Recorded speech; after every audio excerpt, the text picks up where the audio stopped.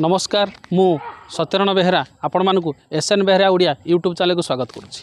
प्रिय दर्शक बंधु यही चैनल रे आपण माने पुराणर सिक्रेट तथ्य उपर जानिबा पाइबे। तेणुक ये चैनल को जदि आपण माने नुआ देखुछन्ती ताले सब्सक्राइब करिया भूलंतु नहीं और ऑल नोटिफिकेशन को ऑन करंतु जहाँद्वारा मु जेतेबेले वीडियो अपलोड करबी तार सर्वप्रथम सूचना आपण पाखरे पहुँची जिवो। प्रिय दर्शक बंधु चलंतु आलोचना करिबा प्रभु विष्णुंकर प्रिय व्यक्ति बा प्रिय लोक केउ माने होइथांती एवं केउ लोक माने शत्रु होइथांती।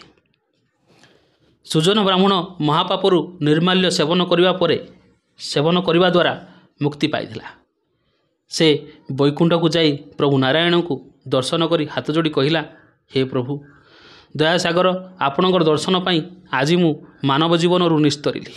प्रभु दयाकरी मते कहतु जे किए आपणकर मित्र काहाकू आपण सुदया हुंती एवं काहाकू शत्रु परि भावी दया न करी दुख कष्ट रे बंचिबा को छाड़ी दियंती।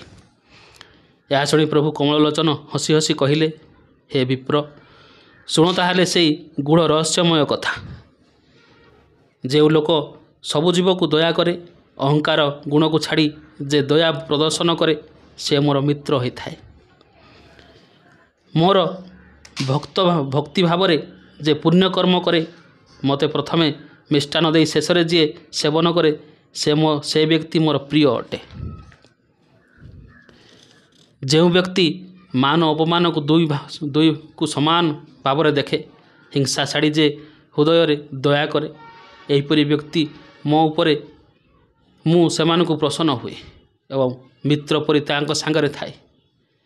जो व्यक्ति पाप पुण्य को विचार करी कर्म करे गुरु ब्राह्मण को विपदरु रक्षा करे सेमान को मु निश्चय दया करे मित्र परि तांक सांगरे थाए।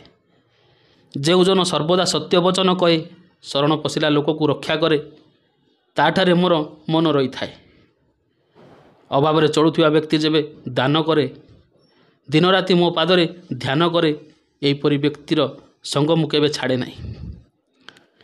यह शुणी सुजन विप्र साष्टांग प्रणाम कला एवं दुई पाद पद्म को दर्शन करी धरी कहिला, प्रभु मनीष केउ भाव कले आपण तार शत्रु होइथांती, केउ कर्म मनीष कले आपण ताकू शत्रु परि भावंती।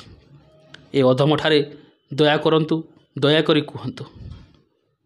यह शुणी प्रभु हृषिकेश सुजन ब्राह्मण को चाहि कहिले, शुण हे विप्रे एबे सेई कथा प्राणी केउ कर्म करी मोर शत्रु पालिटी थाए।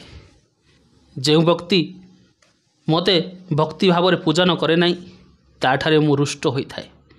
सर्वदा जे अन्य को अहंकार करे जे मिथ्या कथा कहे एवं अन्य को निंदा करे परर जीवन वृत्ति को नाश करे जो व्यक्ति देवस्व ब्रह्मस्व हरण करे पर द्रव्य पर नारी को जी हरण करे ब्राह्मण को दान देवा पर जे दिए नहीं जे व्यक्ति अन्यर पाप दुख देखी आनंद हुए अनाथ लोकों को ठीक रे व्यवहार करे नहीं विश्वासघातक होई गुरु विप्र जे हत्या करे ओ अस्वस्थ वृक्ष को छेदन करे जे ब्रह्मा विष्णु शिव को ए तीन जन को भेद करी देखे शास्त्र मार्ग को निंदा करे एकादशी अमावास्या संक्रांति दिन जे आमिष भोजन करी मैथुन कार्य करे जे निरंतर पापकर्म करे बा पापकर्म रे लिप्त रहे एपरि कार्य जे करे ताठारे मोर मन रहे नहीं से मोर परम शत्रु होई थांती।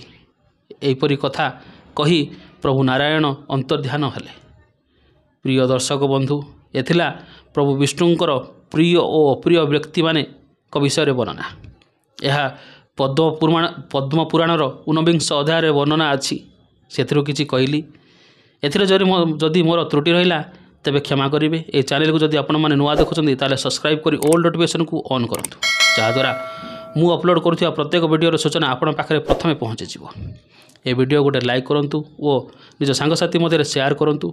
शेष पर्यंत देखि धन्यवाद। रहुजी नमस्कार। ओम नमः शिवाय।